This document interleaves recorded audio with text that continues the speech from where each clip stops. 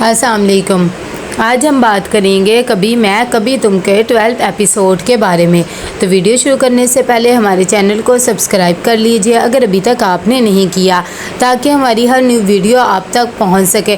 यहाँ पर शर्जीना मुस्तफ़ा के पास आती है और कहती है कि मेरा ज़ेवरात वगैरह तुम बेच दो, ऐसे ही ये मामला हल हो जाएगा। वैसे भी मैं तुम्हारी बीवी हूँ, मुझे तुम्हारा साथ देना चाहिए और मैं ये बात किसी को भी नहीं बताऊँगी।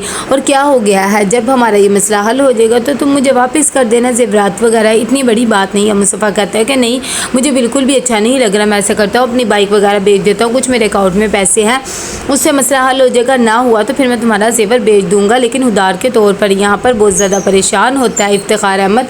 वो सोच रहा होता है कि अब वो ये सब कुछ कैसे करेगा। वो अपनी बीवी को कहता है कि देखो मैंने तो तुम्हें किस तरह परेशान करके रख दिया है। शगुफ्ता बेगम कहती है कि नहीं ऐसी कोई भी बात नहीं है, और वैसे भी आप ये क्यों कह रही हैं, अगर आपको कुछ हो गया तो मेरी तो सारी ज़िंदगी ही तबाह होकर रह जाएगी। आप ऐसा ना सोचे कि इतनी देर में। यहाँ पर अदील भी वापस आ जाता है। उसकी बेगम कहती है कि दोनों कहते हैं कि ये हमारी ज़िंदगी के सबसे अच्छे 5 दिन थे जो हमने मालदीव में एक दूसरे के साथ गुजारे हैं। कि इतनी देर में शगुफ्ता बेगम बहुत ज़्यादा परेशान होती है। वो अदील को मुसलसल कॉल्स पे कॉल कर रही होती हैं, लेकिन उसका कुछ भी पता नहीं लग रहा होता। कितनी देर में वहाँ पर शर्जीना भी पहुँच जाती है। शगुफ्ता बेगम अपनी बेटी को कॉल करती है, सिद्धरो कहती है कि तुम्हारा रब्ता हुआ अदील से? मेरा तो कोई रब्ता ही नहीं हो रहा है। कितनी देर में कहती है मुस्तफ़ा से पूछो। शर्जीना मुस्तफ़ा को फ़ोन करती है कि उसके ऑफिस का नंबर मिल जाए अदील का, लेकिन मुस्तफ़ा भी फ़ोन नहीं उठाता है। कितनी देर में वो खामोश हो जाती है। अदील यहाँ पर आकर अपना फ़ोन ऑन करता है, यह कि देखता है कि इतनी ज़्यादा कॉल्स आने लग जाती है। साथ ही उसकी माँ की भी फ़ोन आ जाता है। वो देखकर बहुत ज़्यादा परेशान होता है। ये बात सुनकर रुबाब कहती है कि तुम्हारे डैड इतनी बड़ी मुश्किल में है, और वो तुम्हारे डैड हमारे डैड हो गए, और वैसे भी मेरे ख्याल से हमें जाना चाहिए। अदील कहता है कि मैं तुम्हें कह रहा था ना मोबाइल ना बंद करवाओ, लेकिन तुमने ही मोबाइल बंद करवा दिया। अब देखो अब्बा को अगर कुछ हो जाता तो फिर मैं क्या करता। इतनी देर में दोनों फ़ौरन हॉस्पिटल के लिए तैयार होते हैं। दूसरी तरफ मुस्तफ़ा अपने बाप के पास आता है और आकर कहता है कि बस आप खाएं पिए, आपको किसी भी चीज़ की टेंशन लेने की ज़रूरत नहीं है, मैं सब कुछ खुद देख लूँगी। इफ्तिखार अहमद बेचारा बहुत बेबस होता है, लेकिन मुस्तफ़ा फिर भी अपने बाप को कहता है कि आपको परेशान होने की ज़रूरत नहीं, अगर आप खाएंगे नहीं तो कैसे ये सब कुछ होगा। कि इतनी देर में रुबाब हॉस्पिटल पहुँचती है। हॉस्पिटल देख के कहती है कितना घटिया हॉस्पिटल है, मैं अभी बात करती हूँ, सारे इंतजाम हो जाएंगे। वो एक महंगे हॉस्पिटल में उसके बाप का इलाज वगैरह करवाती है। कि इतनी देर में यहाँ पर अदील अपने बाप के पास आता है। इफ्तिखार अहमद भी अपने बेटे को देखकर गुस्सा हो जाता है और कहता है कि तुम्हें आने की क्या ज़रूरत थी। शगुफ्ता बेचारी बहुत ज़्यादा टूट गई होती है। अदील कहता है कि अम्मी मैं मुल्क में नहीं था, इसीलिए मुझे पता नहीं लग सका, मैं आ गया, मैं सब कुछ खुद ही हैंडल कर दूंगा। मुस्तफ़ा और शर्जीना जब अदील को देखते हैं और उसकी बीवी को उनके ठाट बार, तो बेचारे खामोश हो जाते हैं, क्योंकि फिर तो उन्हें कुछ भी नहीं पूछा जाता है।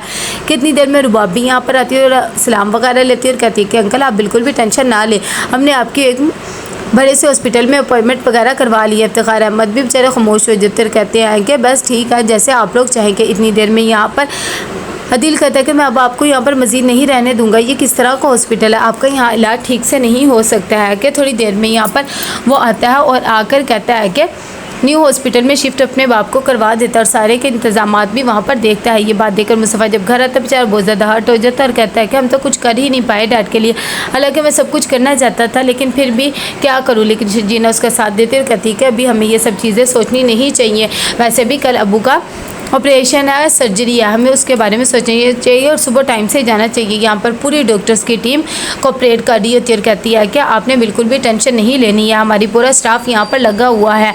ये सारे जब देखता है तो मुस्तफ़ा बेचारा अपने आप में ही गिल्टी फील कर रहा होता है कि वो अपने बाप के लिए कुछ भी नहीं कर सका है। अदील कहता है कि मेरे बाप को कुछ भी नहीं होना चाहिए, हर चीज़ उन्हें वक्त से पहले मिलनी चाहिए। डॉक्टर कहते हैं कि आप टेंशन नहीं ना ले, सब कुछ हो जाएगा। कि इतनी देर में यहाँ पर सलमा कहती है कि अदील तो अपने बाप की वजह से हॉस्पिटल आया होगा, ज़ाहिरी बात है वो उनका बेटा है और आया भी हो सकता है। कि इतनी देर में मुर्तज़ा कहता है कि उसकी बीवी को तो नहीं आती, वहाँ शर्जीना भी थी, मैं देख रहा था कि मेरी बेटी बहुत अनकम्फर्टेबल महसूस करी, लेकिन क्या कर सकते हैं।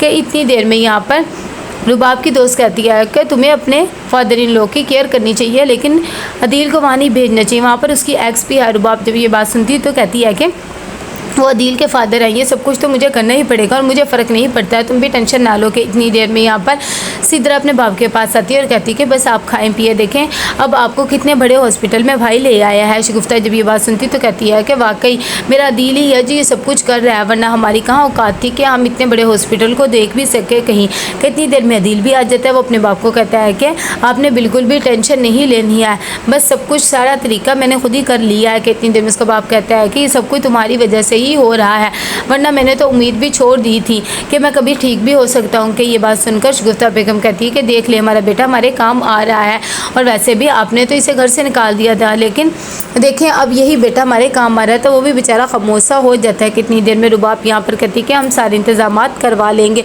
लेकिन देखो मैं उन्हें कोई नर्स वगैरह भी रख दूंगी, लेकिन तुम उधर नहीं जाओगे। मैं तुम्हें देखो उस गंदे से मोहल्ले से उठाकर कहाँ पर ले आई हूँ और तुम वहीं पे जाने की जिद कर रहे हो। ऐसा नहीं हो सकता। दिल को इन बातों पे गुस्सा आता है और वो कहता है कि मेरा बाप वहाँ पर पड़ा हुआ है और तुम कह रही हो कि मैं वहाँ नहीं जाऊँगा, मैंने तुमसे शादी किया, कोई मैं बिक नहीं गया हूँ और मैं अपने घर जाऊँगा, ये बात ख़त्म होगी। और वो वहाँ से आ जाता है। इतनी देर में वो लोग अपने बाप को घर लेकर आते हैं, सारे बेटे मिलकर। और जैसे इफ्तिखार अहमद घर आते हैं तो उन्हें थोड़ा सा अच्छा महसूस होता है। दिल अपने बाप के पास जाता है और कहता है कि आपको बिल्कुल टेंशन लेने की ज़रूरत नहीं है, मैं यहाँ पर आपके पास ही रहूँगा और मैंने 2 नर्सेज भी लगा दी हैं, एक रात को होगी और एक दिन को होगी, आपको किसी भी चीज़ की टेंशन लेने की ज़रूरत नहीं। मुस्तफ़ा कहता है कि इन सब चीज़ों की क्या ज़रूरत है, मैं अब्बा की हिफाजत खुद कर सकता हूँ, रात को मैं अब्बा के पास हो जाया करूँगा और सारा कुछ संभाल लिया करूँगा।